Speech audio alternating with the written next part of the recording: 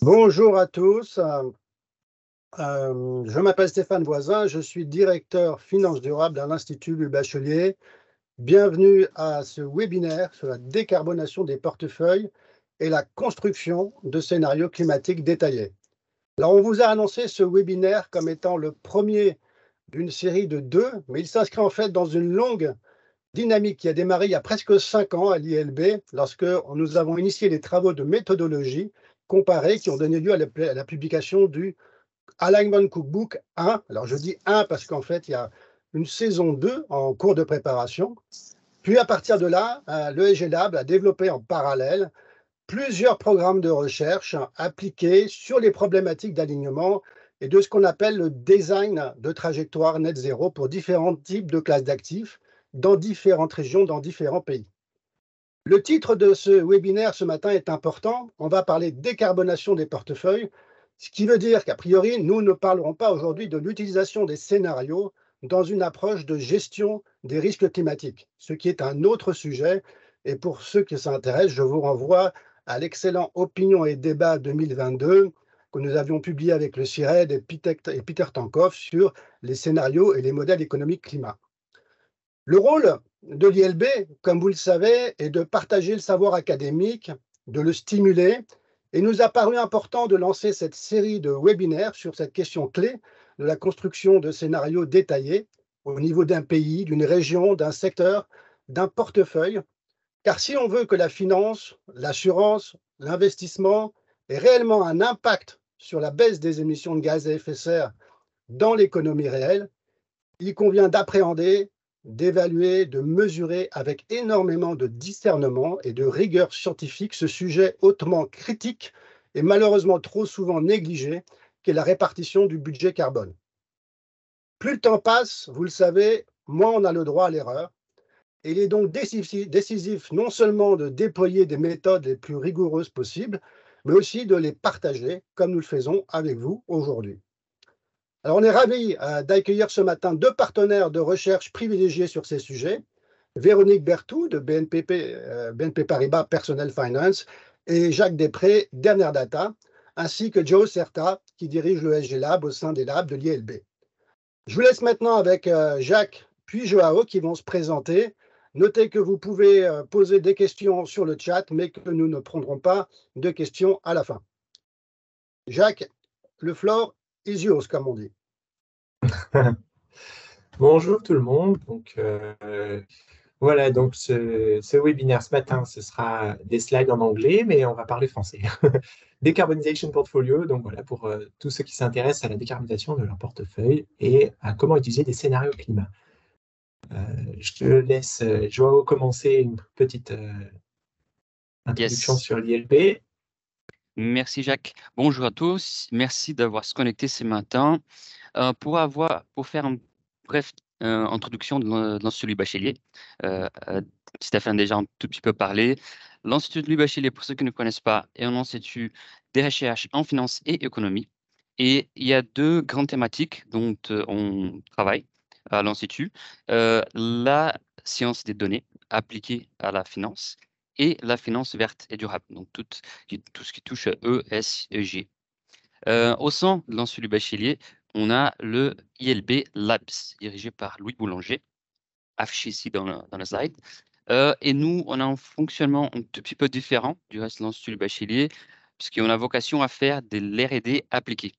C'est-à-dire, on accompagne nos partenaires à faire des projets, des recherches, pour trouver des applications opérationnelles à leurs problématiques. Il y a 2 pôles d'expertise au l'ILB Labs. Les Data Labs, le pôle d'expertise des sciences des données, dirigé par Marine Néré, et le pôle d'expertise des finances vertes et durables, dirigé par moi-même. Donc, Jacques, je te laisse la main pour dérouler la présentation. Voilà. Alors, moi, je suis donc Jacques Després, chef de projet à Erner Data. Et je travaille sur différents projets de modélisation, d'accompagnement des entreprises ou des ministères. Et Erner Data, donc c'est un expert en scénario énergie et climat qui est indépendant, qui est apparu comme spin-off d'un centre de recherche grenoblois il y a un peu plus de 30 ans et qui fournit des analyses et des projections pour tout ce qui est énergie au niveau mondial, avec des clients dans le monde entier, et tout ce qui est aussi base de données, puisque c'est un peu ce qu'on entend le plus dans le mot Enerdata, mais voilà, on fait aussi beaucoup d'études de marché, d'analyse de projections et de scénarios pour différents types de clients. Voilà, des activités un peu plus orientées vers la fourniture de données et d'autres plus orientées vers le consulting ou aussi les formations et l'expertise apportée à nos clients.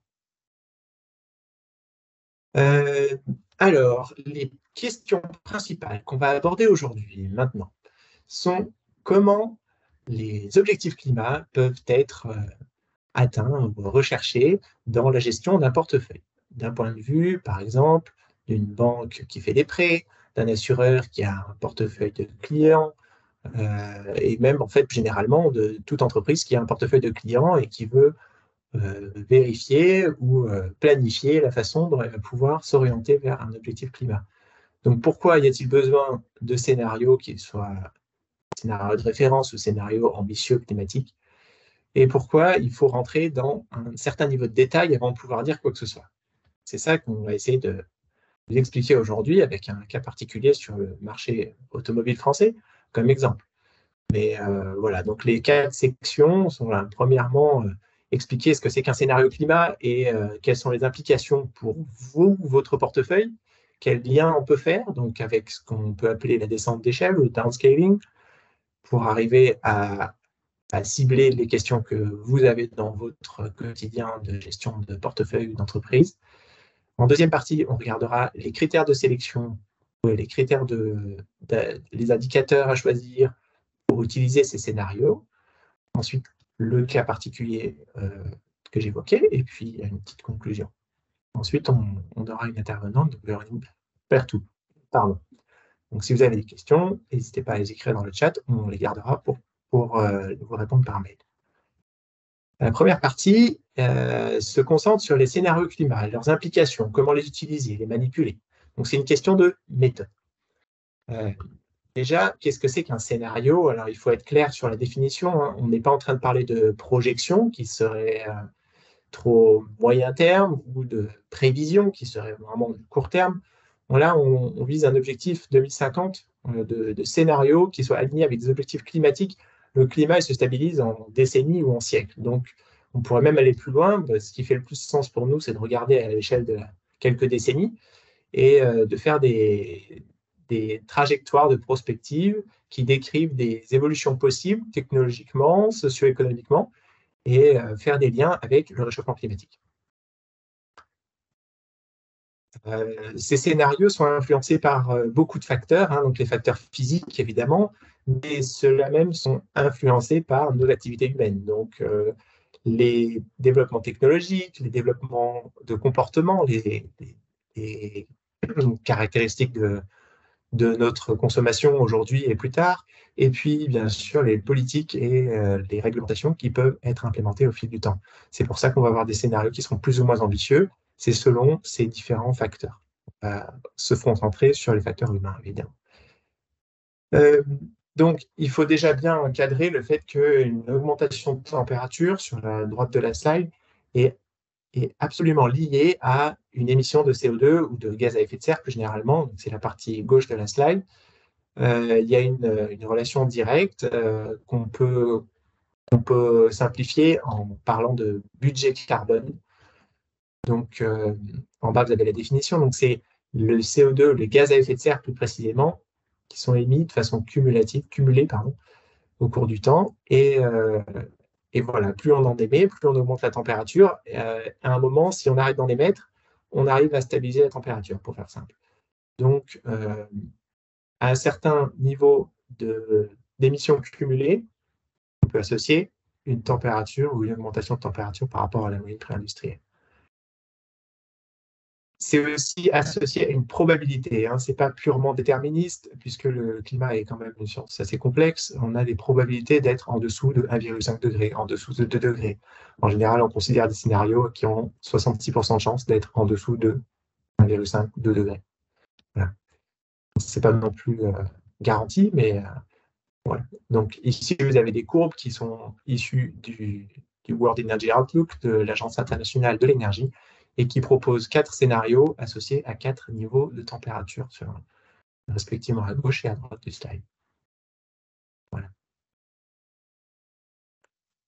Donc voilà, maintenant qu'on a fait un peu ce cadrage, il faut regarder comment on va descendre dans le détail sectoriel, comment on va faire le lien. Donc là, on va parler d'un entonnoir. Voilà. Première étape, c'est la partie haute de l'entonnoir, définir l'objectif climat, définir voilà, sur quel objectif on veut s'aligner, qu'est-ce qu'on veut soutenir. Donc on parle beaucoup de 1,5 degré parce que c'est l'ambition affichée par l'accord de Paris, mais c'est plus généralement de rester sous les 2 degrés et de tendre vers 1,5 degré, si on reprend le texte. Donc l'objectif peut être légèrement différent selon ce qu'on affiche. C'est un objectif au niveau mondial, donc il faut ensuite choisir un scénario pour pouvoir représenter tout ça, parce que les émissions produites par l'Australie ou l'Irlande ont le même impact sur le climat, donc il faut regarder ce que fait le monde entier.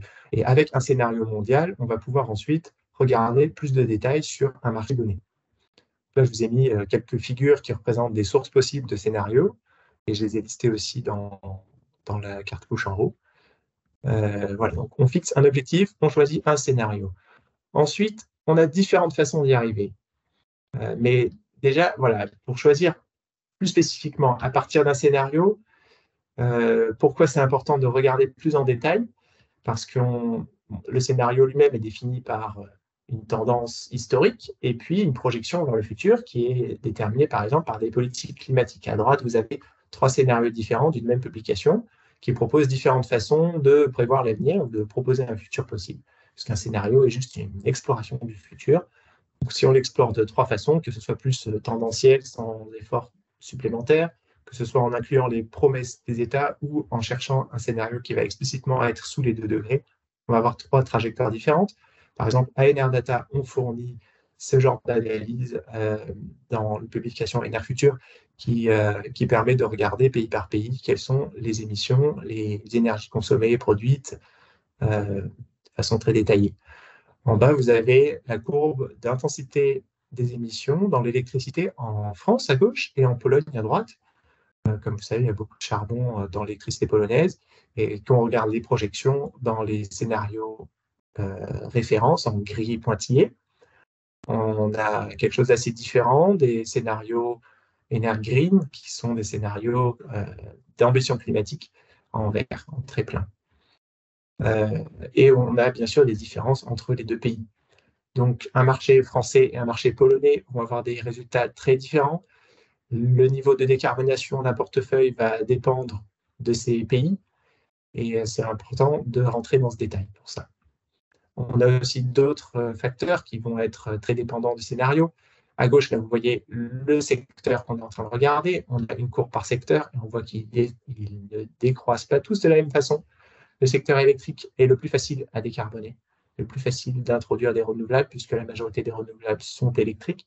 Donc, le secteur électrique va être le plus rapide à se décarboner. Par contre, si on parle d'un secteur industriel ou transport ou bâtiment, on a des dynamiques qui sont différentes à chaque fois. Donc, il y a un intérêt réel à aller regarder un scénario pour son secteur. Et à droite, on peut même imaginer différentes façons de le faire. Par exemple, là, c'est différentes courbes de l'ADEME, donc l'Agence française de l'énergie et de l'efficacité énergétique, qui a fourni dans ses scénarios de transition 2050 4 trajectoires, S1, S2, S3, S4, pour atteindre plus ou moins l'objectif de neutralité climatique en 2050 en France. Donc, les barres représentées sont à gauche de 2015 et les 4 autres barres représentent les 4 scénarios possibles de 2050. À chaque scénario est associée une façon de faire différente, plus ou moins sobre ou basée sur la technologie, avec des changements de comportement, avec la coopération régionale. Vous avez les noms des scénarios ici et ils marquent des choix ou des évolutions de société très différenciées. Voilà, donc on a différentes façons aussi d'atteindre un même objectif. C'est aussi un choix à faire quand on veut analyser son engagement climatique.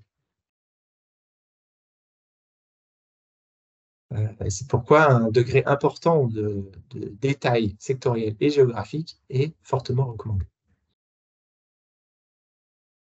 Ça nous donne le deuxième étage de la fusée, de l'entonnoir. C'est définir au niveau régional et national quel est son propre budget carbone pour son secteur, pour son pays et sa trajectoire, son choix de technologie, de politique, de façon d'arriver à l'objectif.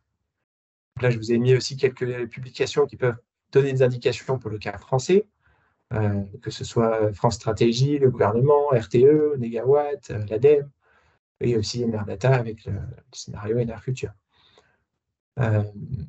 Donc là, on rentre un peu plus dans le détail. Déjà, il y a besoin vraiment de regarder dans un modèle plus en profondeur pour comprendre comment ces émissions évoluent. Il faut bien garder en tête que les objectifs d'émission ne sont intéressants, n'apportent quelque chose que s'ils sont détaillés par région, par secteur, parce que tous les secteurs et tous les pays ne changent pas à la même vitesse. Voilà. Donc, il faut aller regarder en détail. Ensuite, on va rentrer même encore plus dans le détail pour pouvoir dire des choses plus intéressantes sur votre secteur. Parce que pour l'instant, on est à l'étage d'avoir une trajectoire du secteur, du pays, mais comment on atteint cette trajectoire, ce n'est pas encore très clair. Donc, pour rentrer plus dans le détail, on fait encore plus de downscaling. On a des outils pour ça à Enerdata, comme en particulier le modèle Enermed, qui est un modèle bottom-up, donc très détaillé, qui va regarder en profondeur les leviers de décarbonation d'un secteur, même de tous les secteurs en fait. Et là, vous avez un exemple avec un graphique pour le secteur des transports, puisqu'on va s'attarder dessus ensuite. Qu'est-ce qui impacte les émissions du secteur du transport? On va prendre en compte la demande de mobilité, le modal shift, donc l'intermodalité, les changements de pratiques de transport, le taux d'occupation chacun des véhicules, des types de véhicules, l'efficacité énergétique et le changement de source d'énergie dans les véhicules. Donc voilà, c'est avec ce genre d'outils détaillés qu'on va pouvoir répondre à des questions comme quels sont les facteurs de changement, quelles sont les hypothèses pour le futur que l'on veut choisir et quels sont les impacts sur les résultats de ces hypothèses. Donc si une entreprise veut piloter son portefeuille, elle va se poser ces questions. Elle va avoir besoin de savoir en détail qu'est-ce qui se passe si jamais je vends plus de ceci, moins de cela, si j'aide mes clients à s'équiper comme ceci ou comme cela. Quel impact sur les résultats? Il faut pour ça une description assez détaillée. Et là, on arrive à l'étage le plus bas de l'entonnoir. Donc, une décarbonisation sectorielle avec des indicateurs spécifiques au secteur, que ce soit le stock, les ventes, voilà, ce genre d'indicateurs vont pouvoir permettre à des entreprises de piloter leur portefeuille de façon en connaissance de cause, en comprenant qu'est-ce qui se passe. Pour la deuxième partie, je vais laisser la parole à Joao qui va nous parler de sélection, de choix de ces critères et de ces scénarios. Merci beaucoup, Jacques, pour toute cette présentation. Donc, nous avons regardé les étapes pour créer un scénario climatique détaillé d'un point de vue sectoriel et aussi géographique. Alors, quelle est la première étape pour choisir ces scénarios? La première étape, c'est de définir quelle est la métrique référent de ces scénarios. Il y en a deux qui peuvent être intéressants. Donc, l'intensité physique d'émissions des gaz à effet de serre, des CO2, ou les émissions absolutes. Les deux sont intéressants parce que il existe plusieurs scénarios largement utilisés avec des métriques en intensité physique et en émissions absolues. Et ni l'un ni l'autre sont influencés par des questions de valorisation économique des actifs en question. Quand on parle bien des émissions en intensité physique, il y a deux avantages qui sont assez importants. La première, on dispose d'une méthode d'alignement quand on va faire l'exercice d'alignement, largement appliquée aussi, l'SDA, le Sectoral Decarbonization Approach. Et cette métrique, elle est comparable entre les différents acteurs dans le marché donné. Le désavantage de cette métrique, par contre, c'est qu'elle ne reflète pas les réductions d'émissions de tous les leviers d'action dont on va parler plus en détail juste après. Les émissions absolues, en revanche, là, oui, on peut avoir tout l'effet des réductions d'émissions de tous les leviers. Donc, par exemple, dans le secteur automobile, dont on va décrire tout à l'heure plus en détail, si on augmente les taux de remplissage des voitures, on s'attend que les émissions du secteur vont réduire. Cela va être reflété dans la métrique en valeur absolue, mais pas en intensité physique. La grande problématique de la métrique des émissions absolues, en revanche, c'est que on ne peut pas directement comparer tous les acteurs d'un marché donné parce qu'il y a un défi assez significatif, on peut dire, pour attribuer des budgets carbone justes pour des différents acteurs et surtout pour projeter ces budgets carbone. Donc, quelle est la métrique à la fin qu'on peut utiliser, que nous, on applique dans nos exercices? Si on peut passer à la prochaine slide, c'est bien l'intensité physique des émissions afin vraiment de pouvoir comparer les différents acteurs dans ces secteurs donnés. Donc, une fois qu'on a déterminé la métrique référence, la prochaine étape va être de déterminer les scénarios référents. Pour l'exercice d'alignement, on va avoir besoin de 2 scénarios, un scénario référent et un scénario ambitieux climatique. Et les scénarios référents, il a vocation à répondre à la question quel est le taux de décarbonation raisonnable étant donné les conditions technologiques et socio-économiques de la région dont on regarde. Et il y a 3 principes pour déterminer les hypothèses et comme a évoqué Jacques, les métriques derrière ces hypothèses pour bien choisir ces scénarios. Donc premièrement, il faut toujours rester appliquer plutôt les principes de précaution, autrement dire, rester conservateur, rester raisonnable, mais avoir une approche conservateur dans le choix de ces hypothèses. Plus concrètement, quand on regarde les initiatives au niveau d'un pays, on regarde plutôt les réglementations mises en place, déjà votées et reflétées en texte de loi dans les pays en question, plutôt que ces engagements envers des net zéro ou d'autres. Par exemple, quand on parle des pays dans l'Union européenne, on intègre la loi d'interdiction des ventes des voitures thermiques en 2035, parce que c'est une loi qui a été mise en place, donc c'est raisonnable d'appliquer cette hypothèse. Cette même approche, il doit être pris, et nous, on le prend en compte, pour les acteurs privés aussi. On voit de nombreux engagements net zéro de la part des acteurs privés, et nous, on s'attend que ça peut avoir un impact, ça va aider à réduire effectivement les émissions, mais avec l'objectif de rester conservateur, on ne les intègre pas dans les scénarios référence. Une fois déterminés les scénarios référence, quels sont les principes à prendre en compte pour les scénarios ambitieux, scénarios climatiques ambitieux? Donc, ces scénarios, il a vocation à quoi? Il a vocation à répondre à la question quel est le taux de décarbonation nécessaire pour atteindre les objectifs climat? Et nous, dans notre contexte, on parle beaucoup des objectifs net zéro, donc de limiter l'augmentation de température à 1,5 degré. Donc, les premiers critères basiques pour les choix de ces scénarios, et je rappelle, on parle bien des scénarios très granulaires, sectoriels et géographiques, c'est d'avoir un budget carbone cohérent avec un taux de décarbonation globale qui respecte cette augmentation de température, c'est le budget carbone. Et aussi que ça soit cohérent et compatible avec un scénario net zéro global. Nous, dans nos exercices, on utilise les scénarios de l'Agence net zéro de l'Agence internationale de l'énergie comme référence globale, et c'est NRDAT qui fait cette descente d'échelle et qui garantit cette cohérence globale. C'est particulièrement important quand on travaille avec plusieurs pays, comme ça, on peut être sûr que le budget carbone entre les différents pays sont bien cohérents.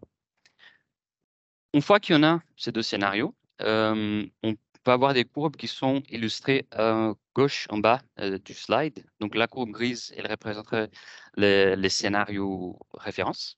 et vers le scénario net zéro. Pour l'exercice d'alignement, on projette un portefeuille donné en fonction de ces deux scénarios. On ne va pas rentrer dans le détail de cet exercice aujourd'hui, mais l'objectif est de comprendre déjà en fonction de ces deux scénarios l'écart entre une projection référence et une projection net zéro pour pouvoir déterminer quels sont les leviers d'action, les leviers de décarbonation, pardon, et les actions qui peuvent être mises en place pour effectivement réduire les émissions.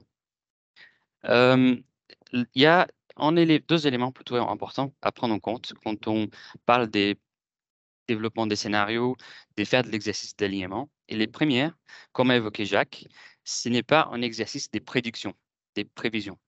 C'est plutôt un exercice pour orienter et prioriser les bonnes actions de décarbonation.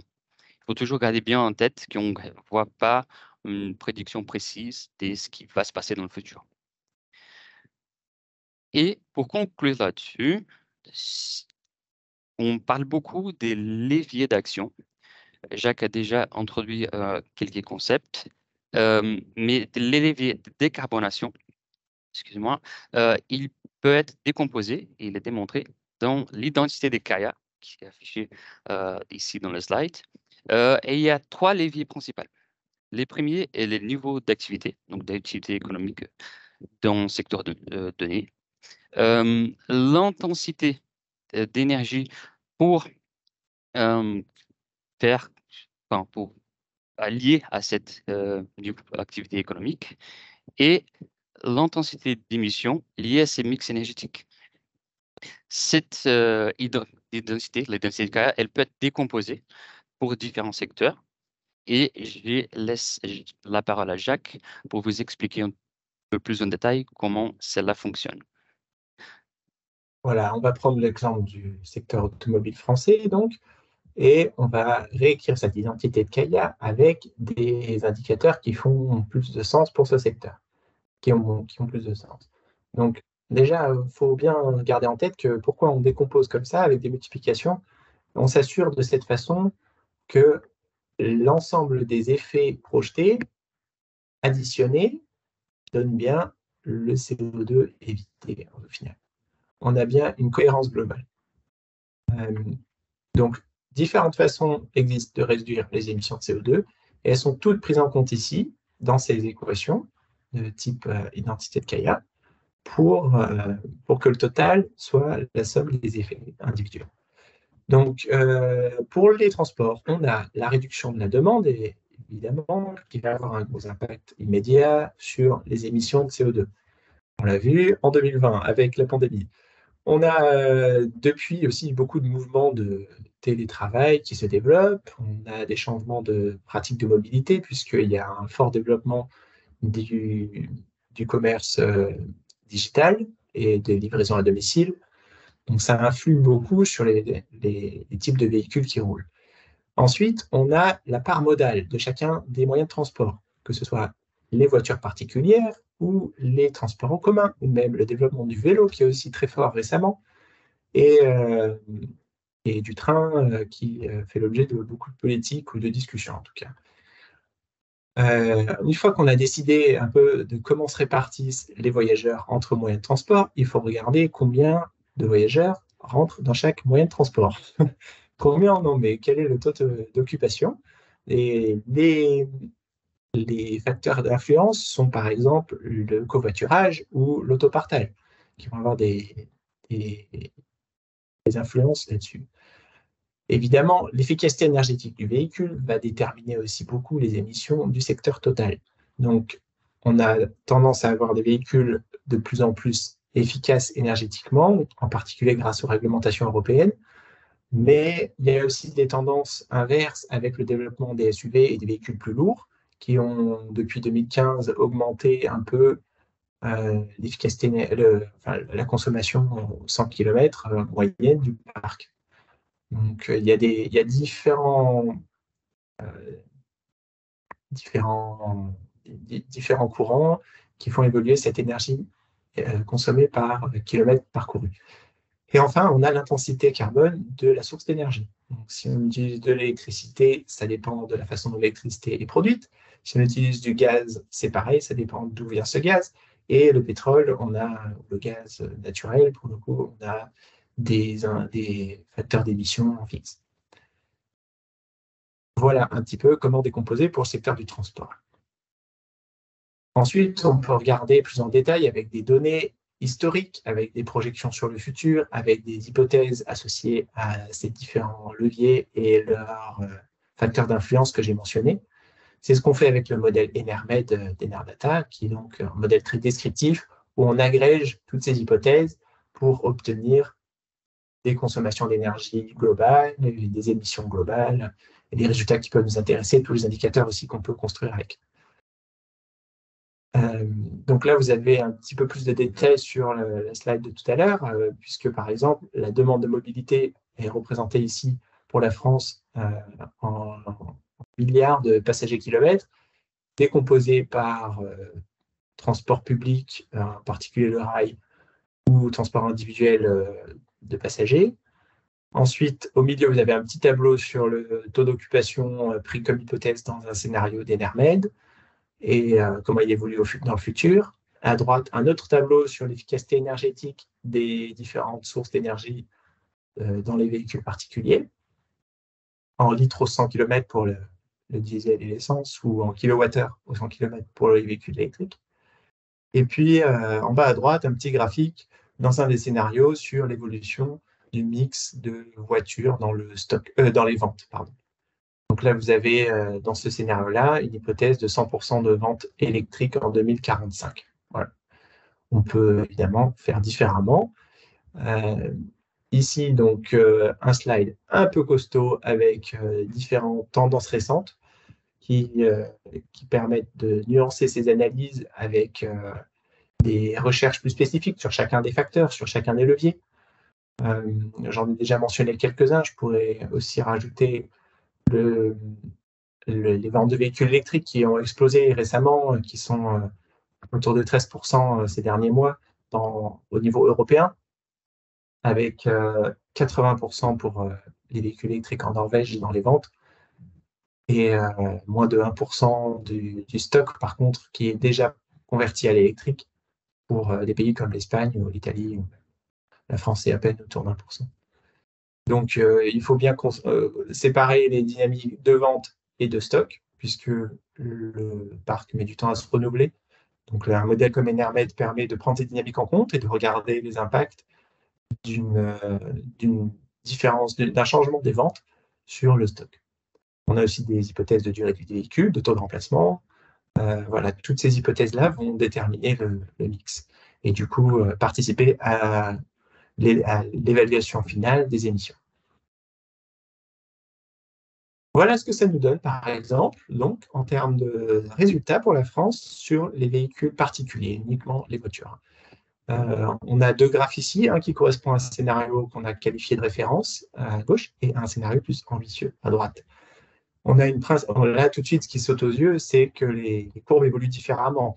On a à gauche une augmentation du stock de véhicules, on passe de environ 38 millions de véhicules à 41, 42, alors que dans le scénario net zéro, on a une diminution de ce stock jusqu'à à peu près 28, 29 millions de véhicules. Donc il y a une vraie différence là qui impacte les ventes, la vitesse de renouvellement du parc, et du coup le nombre total de véhicules électriques, par exemple, qui est la surface en jaune, va être beaucoup plus important dans un scénario qualifié référence que dans un scénario net zéro, en nombre de ventes totales. Pourtant, les émissions, elles, sont bien inférieures dans le scénario net zéro. Donc voilà, c'est pour mettre en valeur le fait que vendre plus de véhicules électriques n'est pas la preuve que le scénario total va émettre moins de CO2, puisque un autre levier, c'est aussi diminuer la demande, avoir plus de covoiturage, utiliser mieux les véhicules, faire un changement de mode de transport vers plus de véhicules en commun, en transport en commun ou de vélo. Voilà, différents leviers. Les véhicules électriques ne sont pas l'alpha et l'oméga de la décarbonation du parc de véhicules français. Une fois qu'on construit ces scénarios, on peut regarder les émissions en détail avec le modèle Enermed, comprendre d'où elles viennent, si c'est des émissions directes comme celles des essences et diesel ou indirectes à travers l'électricité qui est produite en France. Et on vérifie comment ces émissions se comparent avec un scénario mondial pour refaire la boucle dans les différentes étapes de notre entonnoir de tout à l'heure. Et une fois qu'on vérifie que le budget carbone respecte bien l'objectif 1,5 degré ou moins de 2 degrés, on peut conclure qu'on a construit un scénario détaillé qui prend en compte les différents leviers et leurs projections pour décarboner le parc de véhicules et qui est bien aligné avec un objectif donné. Donc ça donne beaucoup d'indications et beaucoup d'informations pour un gestionnaire de portefeuille qui, lui, va pouvoir se positionner face à ces scénarios et dire, bon, moi, je me situe comme ça aujourd'hui, mon objectif, c'est d'arriver là demain, et les actions que je peux mettre en place, elles sont de tel et tel type, on peut les inclure dans le modèle et regarder les impacts que ça donne, et conclure sur un plan pour une décarbonation de portefeuille alignée sur un objectif climatique. Voilà, pour résumer, les principaux messages que je voudrais rappeler sont triples. Le premier, c'est qu'il faut se baser sur des scénarios énergie-climat. C'est la meilleure façon de définir et d'établir des objectifs de décarbonation sectorielle.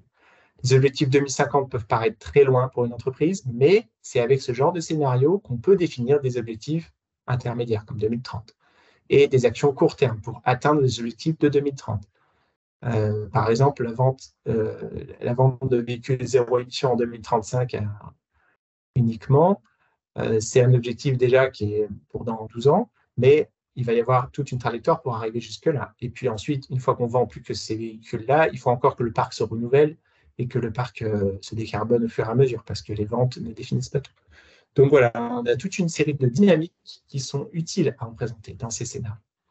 À Enerdata, on développe une suite de modèles à différentes échelles, à différents niveaux de détail, pour permettre de représenter ces scénarios et comprendre quels sont les leviers de décarbonation. Le deuxième message, c'est que le niveau de détail est important. Définir les hypothèses qu'un acteur veut prendre, veut choisir, et c'est un facteur clé. Ça va définir qu'est-ce que c'est que le scénario de référence selon eux, quel est le scénario climatique selon eux, et plus les hypothèses sont précises, plus on a besoin d'un modèle précis pour les inclure. Une fois qu'on peut désagréger toutes ces hypothèses, on va pouvoir regarder l'impact global sur la décarbonation du secteur et quantifier ou estimer quelle est notre trajectoire. Le troisième message, justement, c'est lié à ça, c'est que si ces hypothèses sont vraiment précises et qu'on a des hypothèses, des idées en tête qu'on veut prendre en compte, on peut représenter ces signaux faibles dans une modélisation précise et flexible, comme celle qu'on propose à Enerdata et qu'on a mise en place avec l'ILB. Donc, par exemple, l'impact du développement de véhicules plus légers, du développement de SUV plus ou moins fort, des infrastructures vélo ou train et des ventes associées, des parts de marché associées. Et même si, par exemple, on a fait une analyse sur les vélos utilitaires et qui permettent de faire le dernier kilomètre pour alimenter, voilà, pour faire les livraisons. Donc, tous ces petits drivers, tous ces petits leviers peuvent être analysés. Voilà, merci de votre attention. Joao, je te laisse continuer. Yes, merci beaucoup Jacques pour toute cette présentation.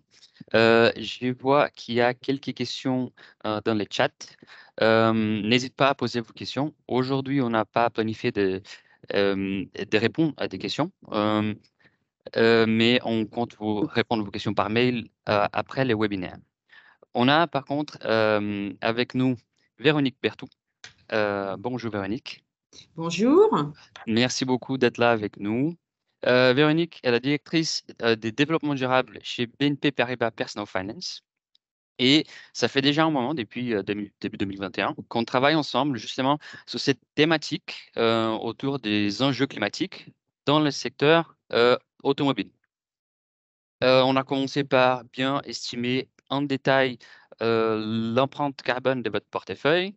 On a co-développé toute une méthodologie pour comment agréger les émissions et les différentes métriques qu'on peut avoir à partir du portefeuille. des données du portefeuille, excusez-moi. Ensuite, on a parti sur l'exercice de l'alignement climatique avec les modélisations des actions qu'on a identifiées ensemble pour effectivement réduire les émissions liées à ce portefeuille. Est-ce que vous pouvez nous décrire, Véronique, quel est votre intérêt de faire toute cette démarche? Oui, alors, donc bonjour à tous à nouveau. Alors d'abord, le groupe BNP Paribas est signataire et fondateur de la Net Zero Banking Alliance. Donc cet engagement nous engage, nous aussi, l'activité donc de crédit à la consommation du groupe BNP Paribas Personal Finance que je représente aujourd'hui.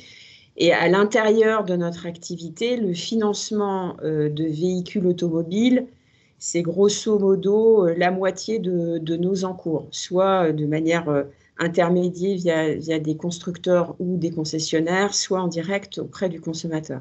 Donc l'automobile étant à la fois un secteur extrêmement émissif et une part significative de notre activité, c'était pour nous, je dirais, vital d'essayer de comprendre et de rentrer dans ces scénarios et de comprendre comment on allait s'approprier déjà le sujet de la carbonisation, enfin de l'impact carbone de nos portefeuilles. La première partie du travail qu'on a fait nous a permis aussi de mieux comprendre les standards de marché, de pouvoir éventuellement les challenger et de nous approprier cette dimension. Donc, un sujet forcément très important pour notre activité et qui ne peut pas, enfin, qui est l'avenir de notre métier aussi, hein, très clairement. Donc, un sujet important pour nous. Dans ce travail, Véronique, quels sont les grands enjeux vraiment de ces scénarios? À quoi vous ont servi pour les entreprises de définir des scénarios références et d'ambition climatique? Alors, bêtement, je vais dire, nous on sert des clients en particulier qui sont dans des marchés différents, dans lesquels, pour prendre un exemple, l'âge moyen du parc automobile, on opère essentiellement en Europe. La moyenne du parc en Europe est de 10 ans. Il est 10 ans en France, mais il est de mémoire de 13 ans en Espagne et il est de 15 ans en Pologne où on exerce également. Donc, rien que ce chiffre montre que pour accompagner correctement nos clients et faire notre propre trajectoire, on a besoin de coller à la réalité d'un marché. Évidemment, j'ai donné à dessein l'exemple de la Pologne et de la France. La production d'énergie étant pas du tout la même dans ces deux pays, l'impact du véhicule électrique en Pologne et en France n'est pas du tout le même. Donc on a besoin à la fois de coller à la réalité du marché dans lequel on opère, mais aussi à la réalité de nos clients. Le véhicule électrique, c'est encore un véhicule, donc sa part augmente, mais c'est encore un véhicule assez cher. Donc comment on le rend accessible et comment on travaille sur et effectivement comment on accompagne effectivement nos clients pour aller vers une mobilité moins polluante. Alors ça, dans les chiffres que vous avez partagés tout à l'heure, si on revient sur l'exemple de la France, dans un métier comme le nôtre où on finance des véhicules, se dire que le scénario de référence est un scénario où il y a de moins en moins de véhicules, ben c'est une information importante quand même.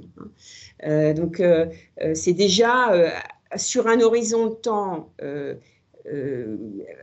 qui peut paraître un peu lointain, mais on n'est pas dans un objectif de croissance de véhicules, mais bien de manière d'utiliser ce véhicule et de type de véhicule qu'on va utiliser. Et donc, c'est bien ça qu'on veut à la fin, c'est déterminer les actions qui vont nous permettre de s'inscrire dans la trajectoire net zéro et non pas...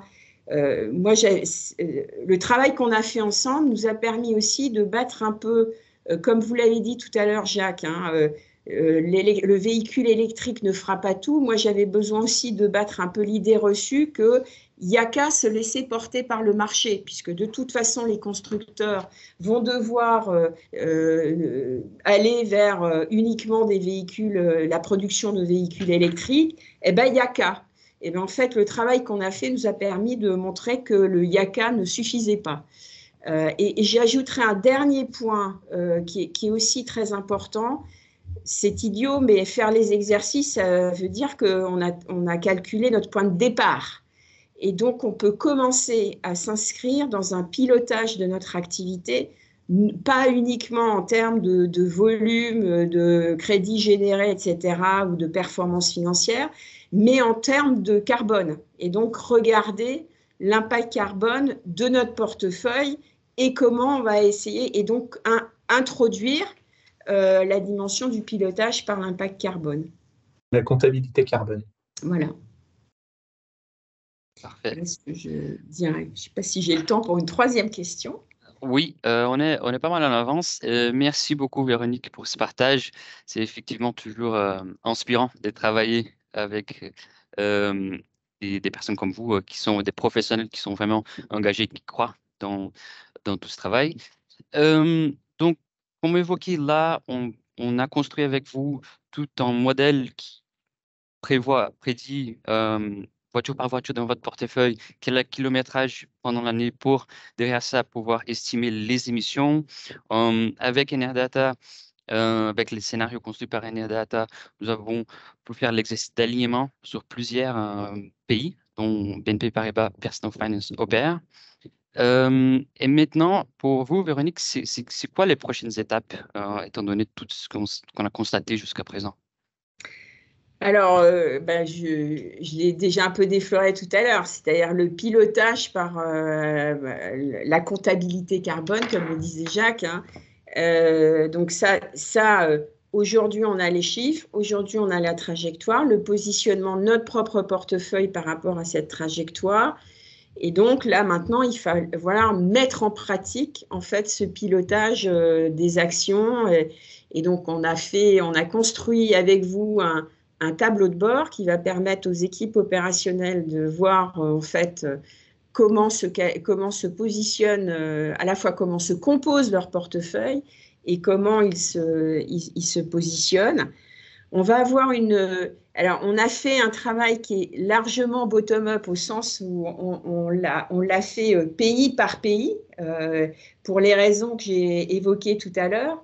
Maintenant, on va avoir besoin aussi d'avoir une vision agrégée et de pouvoir situer en fait quelle est pour l'ensemble du portefeuille.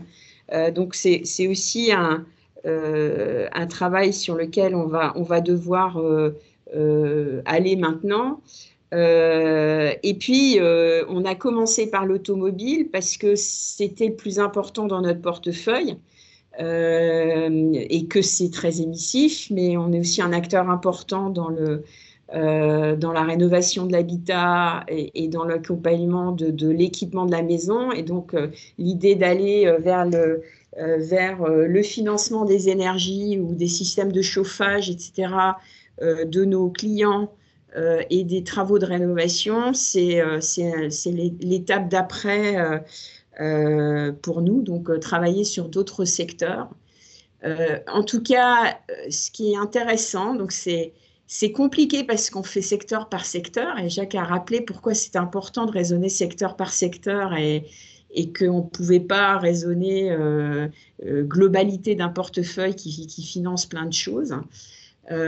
À chaque fois, ça nous oblige à rentrer vraiment dans une connaissance de l'actif qu'on a financé. Et ça, c'est super important.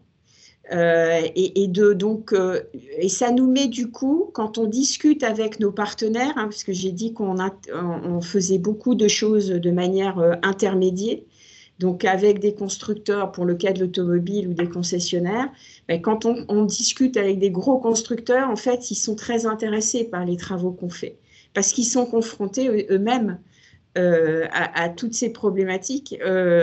Et donc, on acquiert une meilleure connaissance de l'actif. Alors, on l'acquiert sur un sujet qui est souvent, ils sont meilleurs que nous, on ne l'a pas dit jusqu'à présent, mais là, ce qu'on regarde, c'est beaucoup les émissions à l'usage. on ne regarde pas les émissions à la production. Évidemment, le véhicule électrique en matière d'émissions à la production, la durée de vie de l'usage d'un véhicule électrique, ça va être quelque chose qu'il va falloir prendre en compte à un moment. Enfin, parce que si on fait beaucoup de voitures électriques qui ont une durée de vie de 3 ans, le bilan ne va pas être très bon. Hein. D'ailleurs, il y a quelques articles qui commencent à circuler sur ce thème. Donc, ça, c'est une dimension aujourd'hui qui n'est pas vraiment intégrée et qui, nous finançons des véhicules neufs, mais nous finançons aussi des véhicules d'occasion. Donc, on voit bien que rentrer dans le contenu nous amène à bien interroger l'actif et du coup à introduire un dialogue avec nos partenaires différents et très intéressants parce qu'eux-mêmes sont confrontés à ces problématiques. Et je peux vous dire que certains d'entre eux sont déjà finalement assez révolutionnaires dans leur façon d'approcher la problématique. Et puis, il y a d'autres, au fur et à mesure qu'on va rentrer dans ces scénarios, on va toucher d'autres problématiques du type de celles que je mentionnais sur l'impact carbone à la production du véhicule électrique et la durée de vie du véhicule électrique. Parfait. Très bien. Merci beaucoup, Véronique. Ça rentre dans la deuxième scope, quoi. Oui. Deuxième périmètre d'émission qui est très important de considérer quand on veut rentrer dans des vrais engagements. Exactement. Parce que le scope 1, c'est une première étape, mais ce n'est pas suffisant. Ce qu'on peut faire avec des scénarios détaillés, c'est justement avoir cette vision générale du secteur, parce qu'on a aussi la représentation de l'industrie par ailleurs. Donc, on peut aussi regarder les émissions de l'industrie liées à ça, faire le lien avec les émissions à l'usage dans les transports ou dans le secteur, que ce soit même les bâtiments, ça marche très bien. Et ensuite, faire le total et mettre des hypothèses de durée de vie, de fin de vie. Voilà. Et ça prend de plus en plus de sens d'avoir une approche systémique quand on a des portefeuilles plus compliqués. Oui. Et j'ajouterais un effet, dans la façon dont on a fait le travail ensemble, on a associé, comme on a fait vraiment du bottom-up, c'est-à-dire en prenant les vraies datas des pays, on a associé les métiers, les métiers locaux, et en fait, on a pu faire grandir aussi toute en tout cas le métier automobile sur la compréhension, l'appropriation aujourd'hui, ils comprennent pourquoi c'est important de faire des scénarios net zéro, même si on est sur quelque chose qui est à 2050. Ce qui est intéressant, c'est de voir aussi à 2030, comme vous le disiez tout à l'heure, qu'est-ce que ça veut dire de différenciant et d'autrement dans notre façon de prendre les problématiques. Et non, ce n'est pas que le véhicule électrique qui va tout faire. Si on finance que des très grosses voitures électriques qui ont une durée de vie courte, ça ne va pas le faire. Effectivement. Non, j'aime beaucoup aussi ces concepts qui insistent souvent, Véronique, oui, les objectifs sont à 2050 des net zéro, mais 2030, on n'est pas très loin et il est très important de respecter dès aujourd'hui les budgets carbone alloués au marché dont on opère. Merci beaucoup, Véronique. Merci beaucoup, Jacques. Il nous reste 5 minutes.